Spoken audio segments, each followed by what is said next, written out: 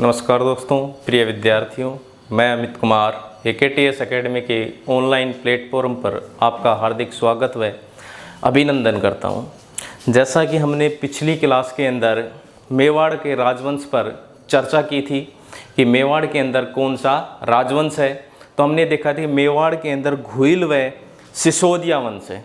फिर हमने ये देखा था कि घुइल वंश के संस्थापक कौन थे, तो हमने ये देखा था कि घुइल वंश के संस्थापक कौन थे, गुहिल थे, राजा घुइल व इसको गुहुदित्य भी कहा जाता है। फिर हमने ये देखा था कि ये भाई कौन था, कहाँ से आकर के मेवाड़ के अंदर घुइल वंश की स्थापना की। तो इसके लिए मैंने बताया था आपको कि विवस्वान नामक एक राजा था। विवस्वान का अर्थ होता है सूर्य, जिसका एक वंशज था राजा दशरथ। फिर राजा दशरथ का जो वंशज था भगवान श्री राम। भगवान श्री राम के दो पुत्र थे, लव व कुश। यहाँ तक मैंने बताया था कि भाई विवस्वान का अर्थ क्या होता है, सूर्य होता है। इसका वंशज कौन था, राजा दशरथ। राजा दशरथ का जो बेटा था भगवान श्री राम, और इसके दो बेटे थे लव व कुश। लव व कुश का 108वां वंशज विजय भूप था। क्लियर है यहाँ तक? 108वां वंशज कौन था, विजय भूप। और विजय भूप का छठा वंशज शिलादित्य था।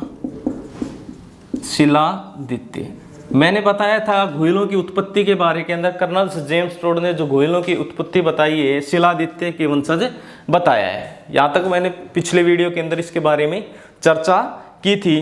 तो यहाँ पर ध्यान देना, विवस्वान से और विजय भूप तक के जो भी शासक थे उन सभी की राजधानी अयोध्या थी। सभी की राजधानी क्या थी भाई, अयोध्या थी। लेकिन अयोध्या थी भाई सभी की राजधानी। लेकिन जैसे ही शिलादित्य आता है, जो विजय भूप का छठवां वंशज था, उसने अपनी राजधानी किसे बनाया, वल्लभी गुजरात को बनाया भाई। यहाँ तक बताया था मैंने कि इसका जो छठा वंशज शिलादित्य, इसने अपनी राजधानी किसको बनाया, वल्लभी गुजरात को बनाया। लेकिन विवस्वान से विजय भूप तक के जो भी शासक उन सभी की राजधानी क्या थी, अयोध्या थी। और वल्लभी से जस्ट ऊपर एक क्षेत्र पड़ता है, आबू क्षेत्र। यहाँ पर परमार वंश का राज था, ठीक है। और परमार वंश की एक राजकुमारी थी पुष्पावती। राजकुमारी कौन है भाई, पुष्पावती। पुष्पावती का विवाह शिलादित्य के साथ होता है,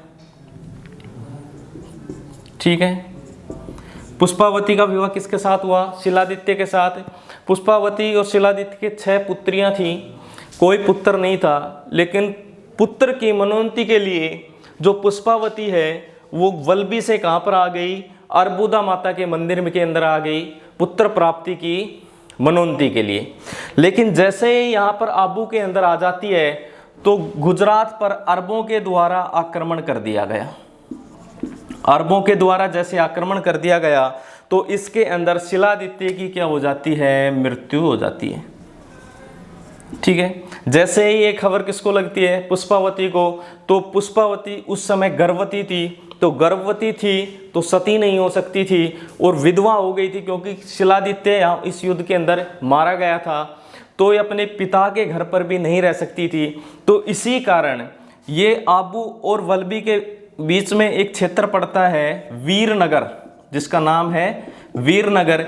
ये यहाँ से वीरनगर चली जाती है, और वीरनगर के अंदर एक स्त्री रहती थी जिसका नाम था कमलावती। ये विधवा ब्राह्मणी थी। इसके घर पर ये जाकर के रहने लग जाती है और अपने पुत्र को जन्म देती है। और पुत्र के जन्म के बाद ये क्या हो जाती है, उसकी निशानी के साथ सती हो जाती है। और इस पुत्र का जो पालन पोषण किया गया वो किसके द्वारा किया गया, कमलावती के द्वारा किया गया। और कमलावती क्या थी, विधवा थी। तो समाज के भय के कारण इस बच्चे को लेकर के गुफा के अंदर चली गई और वहीं पर इसका क्या किया, पालन पोषण किया और क्या कहलाया, ये घुइल व गुहादित्य कहलाया। ठीक है। इसके बाद जैसे ही ये समझदार होता है तो इसने वहां पर आक्रमण करने की योजना बनाई, कहां पर, वल्लभी पर। लेकिन उस समय यहां से अरब जा चुके थे। तब इसके द्वारा मेवाड़ क्षेत्र पर जो मैंने बताया था, मेर तथा मेव जो व्यक्ति थे उनका यहाँ पर शासन था। तो इन्होंने भीलों की सहायता से मेवाड़ को क्या किया, जीता और उनको एक वचन दिया कि भाई मेरा कोई भी वंशज भीलों से कभी भी कर वसूल नहीं करेगा। ठीक है। तो इसको क्या माना जाता है, घुइल वंश का संस्थापक माना जाता है, मूल पुरुष माना जाता है, आदि पुरुष माना जाता है। फिर इसके बाद हमने बताया था एक शासक आता है, कौन, बप्पा रावला, कालभोज। इसके बाद हमने बताया था अल्हट क्या आता है भाई, शासक आता है। फिर अल्हट के में हमें कुछ बातें बताई थी, इसने आहड़ को क्या बनाया, राजधानी बनाया। हूण राजकुमारी से क्या किया, हरिया देवी से विवाह किया और ये पहला अंतर्राष्ट्रीय विवाह था राजस्थान का। इसके बाद हमने बताया था, इसके बाद एक शासक आता है रण सिंह। रण सिंह के शासनकाल के अंदर जो घुइल वंश है ये दो शाखाओं में विभक्त हो गया था, चर्चा की थी वहां पर।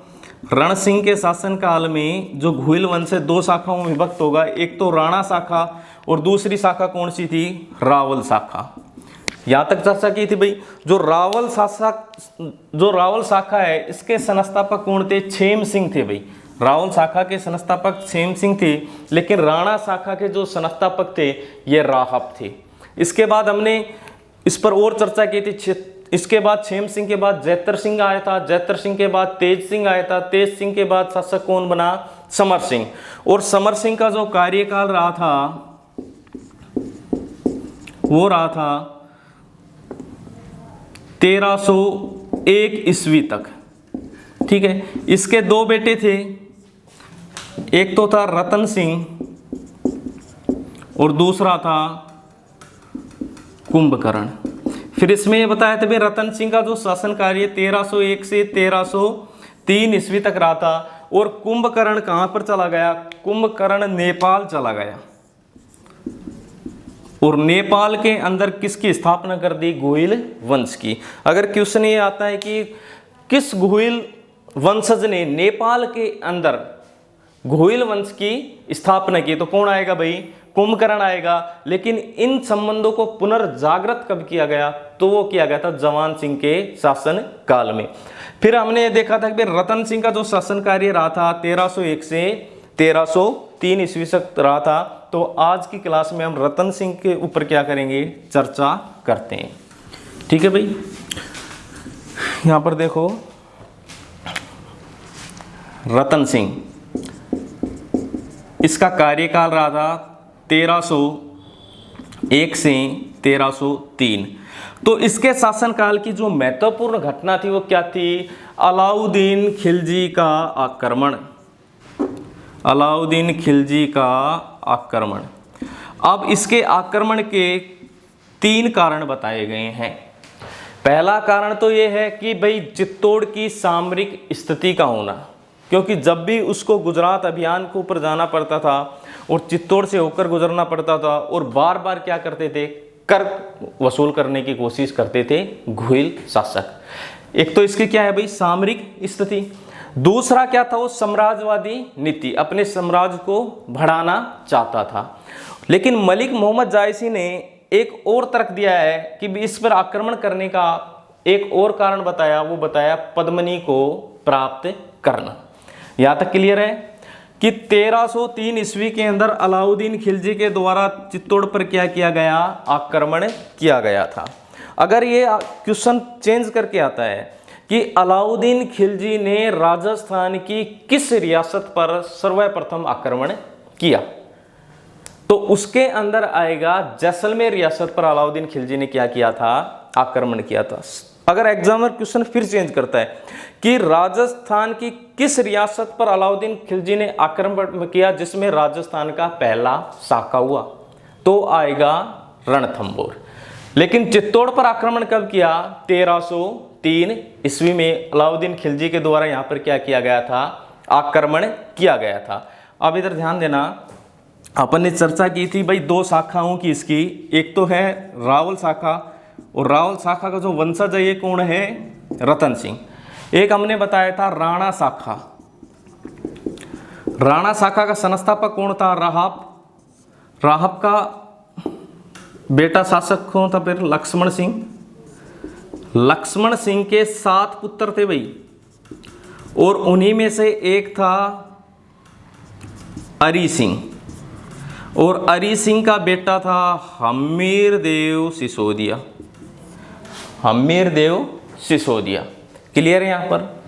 अब यहाँ पर जैसे ही 1303 ईस्वी में अलाउद्दीन खिलजी के द्वारा आक्रमण किया गया मेवाड़ पर, तो इस युद्ध के अंदर रतन सिंह स्वयं, यानी मेवाड़ के अंदर अलाउद्दीन खिलजी ने आक्रमण किया, तो इस युद्ध के अंदर रतन सिंह भी यहाँ पर मारा गया अपने 2 सेनापति गोरा व बादल के साथ।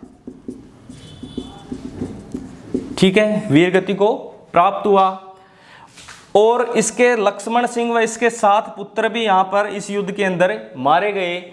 तो जैसे ही निसंतान रतन सिंह की मृत्यु हो जाती है, तो रावल शाखा क्या हो जाती है भाई, समाप्त हो जाती है, और सिर्फ राणा शाखा का एक वंशज बचता है कौन है, हमीरदेव सिसोदिया। क्लियर है यहाँ पर। देखो फिर से मैं बता रहा हूँ, देखो जैसे ही अलाउद्दीन खिलजी ने 1303 ईस्वी में मेवाड़ पर आक्रमण किया, तो इस आक्रमण के अंदर रतन सिंह गोरा व बादल अपने 2 सेनापतियों के साथ वीरगति को प्राप्त हो जाता है। इसी युद्ध के अंदर राणा शाखा के जो लक्ष्मण सिंह और उसके 7 पुत्र थे, ये भी युद्ध के अंदर वीरगति को प्राप्त हो जाते हैं। तो रतन सिंह की जिस समय मृत्यु हुई थी, ये क्या था, निसंतान था। ठीक है, तो रावल शाखा यहाँ पर क्या हो जाती है, समाप्त हो जाती है। लेकिन राणा शाखा का एक उत्तराधिकारी बनता है कौन, हमीरदेव। इस युद्ध को अलाउद्दीन खिलजी के द्वारा जीत लिया गया, और जीतने के बाद इसका नाम क्या रख दिया गया, चित्तौड़ का नाम खिजराबाद। अपने पुत्र खिज्जर खां के नाम पर। ठीक है भाई, अपने पुत्र खिज्जर खां के नाम पर इसका क्या नाम रखा, खिजराबाद। और अपने पुत्र को यहाँ का प्रशासक क्या किया, नियुक्त किया। भाई दुर्ग का प्रशासक किसे नियुक्त किया, खिज्जर खां को नियुक्त किया। तो खिज्जर खां ने यहाँ पर एक महत्वपूर्ण कार्य किया, गंभीरी नदी पर दुर्ग में प्रवेश के लिए एक पुल का क्या करवाया, निर्माण करवाया। खिज्जर खां के द्वारा गंभीरी नदी पर एक पुल का निर्माण करवाया गया दुर्ग में प्रवेश के लिए। और खिज्जर खां यहाँ पर 1312 ईस्वी तक यहाँ पर निवास करता है, लेकिन 1312 के बाद यहाँ से पलायन कर जाता है। और 1313 ईस्वी में यहाँ का जो प्रशासक नियुक्त करके गया, वो मूछला मालदेव को करके गया था। जो मूछला मालदेव कहाँ का था, जालोर का रहने वाला था। अब इधर ध्यान देना, एक वंशज बच रहा है कौन भाई, हमीरदेव सिसोदिया। ठीक है, तो जैसे ही 1312 ईस्वी के में यहाँ से पलायन करा और एक प्रशासक नियुक्त करके गया मूछला मालदेव को, तो उसके बाद हमीरदेव सिसोदिया ने 1326 ईस्वी के अंदर यहाँ पर पूर्णतः अधिकार कर लिया। किसको हरा करके, बनवीर को। जैसा या बनवीर नामक कोई व्यक्ति था, उससे यह वापस अपना राज्य छीन लेता है। क्लियर है यहाँ पर। लेकिन इसी के अंदर क्या होता है कि इसकी जो रानी थी पद्मनी, ठीक है, इसको जो प्राप्ति का कारण बताया सिर्फ एक व्यक्ति ने बताया, ये बताया मलिक मोहम्मद जायसी ने। तो मलिक मोहम्मद जायसी ने अपनी पुस्तक पद्मावत में क्या उल्लेख किया है कि भाई अलाउद्दीन खिलजी का युद्ध यहाँ पर यानी आक्रमण करने का व रतन सिंह के साथ युद्ध करने का एकमात्र कारण था, और कारण क्या था, पद्मनी को प्राप्त करना। तो यहाँ से सीधा सा क्वेश्चन तो एक ये आता है कि पद्मावत ग्रंथ की रचना किसके द्वारा की गई, तो किसके द्वारा, मलिक मोहम्मद जायसी के द्वारा की गई। ठीक है, कब की, तो ये की 1540 से 45 ईस्वी के मध्य। किसके शासनकाल के अंदर की गई, तो इसकी रचना की गई भाई शेर शाह सूरी के शासनकाल में। ठीक है। यहाँ पर शेर शाह सूरी के शासनकाल में किसकी रचना की गई? पद्मावत ग्रंथ की रचना की गई। मलिक मोहम्मद जायसी ने की 1540 से 45 के मध्य की। इसने पद्मनी को, मलिक मोहम्मद जायसी ने पद्मनी को सिंगल द्वीप की बताया है, सिंगल द्वीप की निवासी बताया है, जिसके पिता का नाम गंधर्व सेन बताया गया है। क्या बताया? पिता का नाम गंधर्व सेन। इसी पुस्तक के अंदर इसने राघव चेतन नामक ब्राह्मण का भी उल्लेख किया है। ये राघव चेतन ब्राह्मण कौन था? ये राघव चेतन वही ब्राह्मण था जो पद्मनी को प्राप्त करना चाहता था और पद्मनी से प्रेम करने लग गया था, जिसकी सूचना रतन सिंह को लग गई थी और रतन सिंह ने इसे देश निकाला दे दिया था। तो जैसे ही इसने देश निकाला इसको दिया गया तो प्रतिशोध के कारण कहाँ पर चला गया? अलाउद्दीन खिलजी के पास चला गया और पद्मनी की जो सुंदरता का विवरण किसके सामने करता है? अलाउद्दीन खिलजी के सामने करता है। और तो अलाउद्दीन खिलजी इससे पहले युद्ध की करने का जो करना तो चाह ही रहा था यहाँ पर चित्तौड़ पर, क्योंकि इस अपने साम्राज्य का विस्तार करना चाह रहा था, लेकिन इसका एक तात्कालिक कारण और मिल गया। तो इसी के कारण अलाउद्दीन खिलजी ने चित्तौड़ पर क्या कर दिया? युद्ध कर दिया। तो उस राघव चेतन नामक ब्राह्मण का भी इसने क्या किया है? इस पुस्तक में वर्णन किया है। और इस पुस्तक में एक गागरोनी तोता यानी हीरामन तोता का भी क्या किया है? उल्लेख किया है। हीरामन तोता, तो इसके बारे में बताया है मलिक मोहम्मद जायसी ने कि इस तोते ने रतन सिंह को पद्मनी की जो सुंदरता का क्या किया था? सामने बखान किया था रतन सिंह के सामने। हीरामन तोते ने पद्मनी की सुंदरता को बताया था, जिसके कारण कहाँ पर चला जाता है रतन सिंह? सिंगल द्वीप जाकर के किससे? पद्मनी से विवाह करके ये वापस मेवाड़ आता है। यहाँ तक क्लियर है? एक बार फिर से देख लेते हैं अपन कि रावल रतन सिंह है भाई, इसका जो कार्य 1301 से 1303 है। ठीक है। इसकी रानी कौन थी? पद्मनी। उसी पद्मनी पर पद्मावत ग्रंथ की क्या की गई? रचना की। किसने की रचना? मलिक मोहम्मद जायसी के द्वारा की गई। इस पुस्तक का उसने रचना 1540 से 45 के मध्य की। अब क्वेश्चन ये आता है कि भाई इस पुस्तक की रचना किसके शासनकाल में की गई? तो अपना आंसर आएगा शेर शाह सूरी के शासनकाल में पद्मावत ग्रंथ की क्या की गई? रचना की गई थी। इस पुस्तक के अंदर पद्मनी को सिंगल द्वीप की निवासी बताया गया है तथा इसका पिता का नाम गंधर्व सेन बताया गया है। इसी पुस्तक के अंदर राघव चेतन नामक ब्राह्मण का भी क्या मिलता है? अपने को उल्लेख देखने को मिलता है। इसके अंदर हीरामन तोते का भी क्या कर रखा है? उल्लेख कर रखा है। हीरामन तोते को गागरोनी तोता भी कहते हैं। हीरामन तोता को गागरोनी तोता भी कहा जाता है। डॉक्टर सलीम अली के द्वारा, पक्षी वैज्ञानिक के द्वारा the book of Indian bird में इसको गागरोनी तोता कहा गया है। मलिक मोहम्मद जायसी ने अपने ग्रंथ पद्मावत में ये भी बताया है कि रतन सिंह की मृत्यु के बाद नागमती क्या हुई थी भाई? सती हुई थी। इसकी दूसरी रानी क्या थी? नागमती, वो क्या हो गई थी? सती हो गई थी। तथा पद्मनी के द्वारा क्या किया गया था? जोहर किया गया था। यहाँ तक क्लियर है? भी अपने चर्चा की थी भाई रतन सिंह के शासनकाल के अंदर 1303 ईस्वी के अंदर अलाउद्दीन खिलजी के द्वारा आक्रमण किया गया था। तो इस आक्रमण के अंदर रतन सिंह क्या हो गया था? वीर गति को प्राप्त हुआ। तो वीर गति को प्राप्त हो गया था और रानी पद्मनी ने क्या किया? जोहर किया। तो वीर गति को प्राप्त कौन होगा भाई? रतन सिंह। और पद्मनी ने क्या किया? जोहर। तो जब यहाँ पर केसरिया हो रहा है और क्या हो रहा है भाई? जोहर, तो क्या हो जाएगा? साका। क्या हो जाएगा भाई? साका। पद्मनी ने यहाँ पर 1600 स्त्रियों के साथ जोहर किया भाई। पद्मनी ने 1600 स्त्रियों के साथ क्या किया था? जोहर किया था। अगर क्वेश्चन ये आता है कि जहाँ पर जोहर किया जाता है उस स्थान को क्या बोलते हैं? तो उसको बाएसा बोलते हैं। जहाँ पर जोहर किया जाता है उसको बोला जाता है बाएसा। यहाँ तक क्लियर है?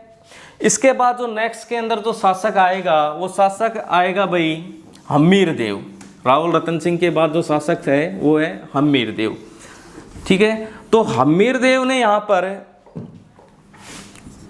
हम्मीरदेव इसने 1326 ईस्वी में यहाँ पर अपना अधिकार जमाया और 1364 ईस्वी तक इसने अपना यहाँ पर क्या किया, शासन किया। किसने भाई? हम्मीरदेव सिसोदिया ने। तो इसने को क्या बोलते हैं भाई? मेवाड़ का उद्धारक। क्यों कहते हैं ये मैंने बताया कि भाई यहाँ पर अधिकार किसका हो गया था? अलाउद्दीन खिलजी का हो गया था, और चित्तौड़ का नाम अपने पुत्र खिज्जर खां के नाम पर क्या रख दिया था? खिजराबाद रख दिया था। और यहाँ का प्रशासक अधिकारी भी किसे नियुक्त कर दिया था? अपने पुत्र खिज्जर खां को। खिज्जर खां 1312 ईस्वी में यहाँ से पलायन कर जाता है, और 1313 ईस्वी में अलाउद्दीन खिलजी यहाँ का पुनः प्रशासक नियुक्त करता है, जो जालोर का मूछला मालदेव को। लेकिन उसी का एक वंशज बनवीर था, उससे हम्मीरदेव ने यहाँ पर क्या कर लिया? छीन लिया, यानी चित्तौड़ को पुनः प्राप्त कर लिया। तो दोबारा से इसमें किसकी स्थापना कर देता है भाई? घोइल वंश की। तो इसको क्या बोलते हैं? मेवाड़ का उद्धारक कहा जाता है। और ये किस वंश का था भाई? भाई दो शाखाओं में विभाजन हो गया था, रावल शाखा और राणा शाखा। तो ये क्या आएगा? राणा हम्मीरदेव या हम्मीरदेव सिसोदिया भी इसको कहा जाता है। तो क्वेश्चन ये बन जाता है यहाँ पर, सर्वप्रथम राणा की उपाधि धारण की, सर्वप्रथम राणा की उपाधि धारण की। कुंभलगढ़ प्रशस्ति में इसकी दो अन्य उपाधियों का वर्णन भी मिलता है, वीर राजा व विषम घाटी पंचानन। भाई कुंभलगढ़ प्रशस्ति में इसकी दो उपाधियों का वर्णन मिलता है, वीर राजा व विषम घाटी पंचानन। और सर्वप्रथम इसने राणा की उपाधि क्या की भाई? धारण की। कर्नल से जेम्स टोड ने इसको सर्वश्रेष्ठ हिंदू राजा बताया। किसको भाई? हम्मीरदेव सिसोदिया को। कर्नल जेम्स टोड के द्वारा सर्वश्रेष्ठ हिंदू राजा किसे बताया गया? हम्मीरदेव सिसोदिया को बताया गया है। इसके बाद जो शासक आता है वो आता है क्षेत्र सिंह। इसके बाद शासक बनता कौन है भाई? क्षेत्र सिंह, जिसको खेताबी कहते हैं। इसके बाद शासक बना क्षेत्र सिंह। ये 1367 से 1381 तक रहा था, इसको खेताबी कहा जाता है। तो क्षेत्र सिंह देखो, ये मेवाड़ क्षेत्र है, तो ये भी अपने आप में क्या था? एक प्रतापी शासक था। तो क्षेत्र सिंह ने अजमेर वाले इलाके को जीत लिया। अजमेर के बाद इसने भीलवाड़ा को जीता, ठीक है। भीलवाड़ा के बाद इसने 56 बेसिन को जीता, यानी माही नदी वाले क्षेत्र को इसने जीत लिया। जो 56 का मैदान है ना, इस क्षेत्र को इसने जीत लिया।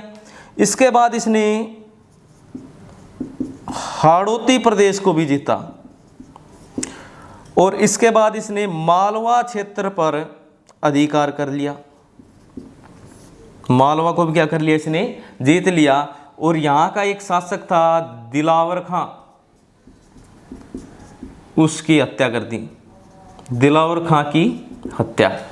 क्लियर है यहाँ पर कि मेवाड़ के आसपास वाले जो भी क्षेत्र उन सभी पर अपना अधिकार कर लिया। अजमेर को जीत लिया, भीलवाड़ा को जीता, हाड़ौती प्रदेश को जीत लिया, 56 जो बेसिन है माही नदी के आसपास का क्षेत्र, उस पर भी अपनी विजय प्राप्त की। और एट लास्ट ने इसने मालवा को जीतकर यहाँ का शासक दिलावर खां की क्या कर दी? हत्या कर दी। तो जैसे ही यहाँ पर मालवा को ये जीतता है, तो इसके बाद यहाँ पर क्या हो जाती है? मेवाड़ मालवा संघर्ष की शुरुआत। क्वेश्चन ये आए कि मेवाड़ मालवा संघर्ष की शुरुआत किसके शासनकाल में हुई? तो किसके शासनकाल में हुई? क्षेत्र सिंह के शासनकाल में हुई। क्षेत्र सिंह की एक दासी थी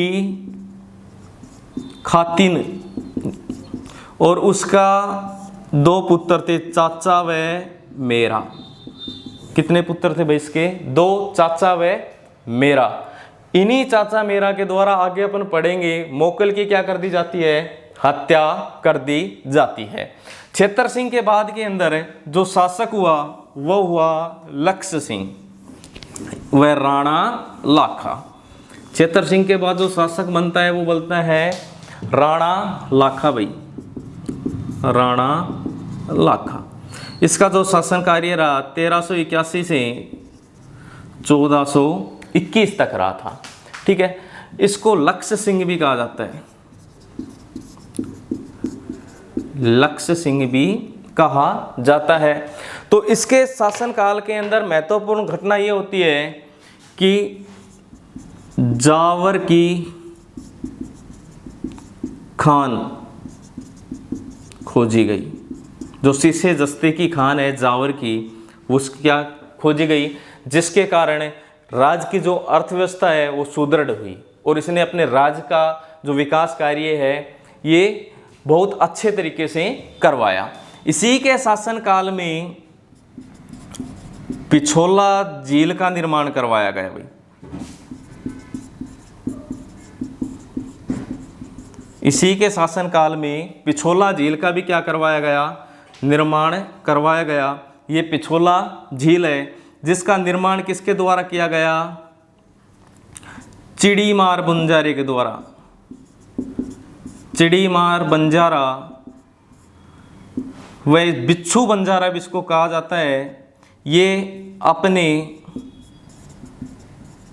बैलों की स्मृति में इसका निर्माण करवाया। यानी चिड़ीमार व बिच्छू बंजारा थे, इन्होंने अपने बैलों की स्मृति के अंदर पिछोला झील का क्या करवाया, निर्माण करवाया। इसी ही पिछोला झील के तट पर क्या है भाई, नटनी का बाड़ा।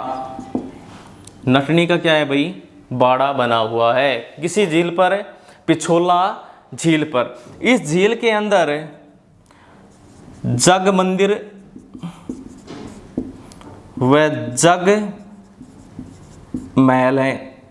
यानी जग मंदिर भी बने हुए हैं और जग महल भी बने हुए हैं, जिनका निर्माण, जग महल का निर्माण जगत सिंह फर्स्ट के द्वारा करवाया गया, लेकिन जग मंदिर का निर्माण, देखो जग महल है और जग मंदिर, इसका निर्माण करवाया गया जगत सिंह द्वितीय के द्वारा करवाया गया था। यहाँ तक क्लियर है भाई। राणा लाखा का जो कार्यकाल रहा है 1381 से 1421, इसके शासनकाल में जावर की खान खोजी गई। इसी के शासनकाल के अंदर चिड़ीमार व बिच्छू बंजारे के द्वारा पिछोला झील का निर्माण करवाया गया। इस पिछोला झील के अंदर जग मंदिर व जग महल बने हुए हैं। ठीक है, यहाँ तक क्लियर है। नेक्स्ट के अंदर देखते, इसके बाद इसी का बेटा शासक बनता है महाराणा मोक्कल, जिसके बारे में अपन अगली क्लास में चर्चा करेंगे। आज के लिए इतना ही काफ़ी है। Okay, thank you.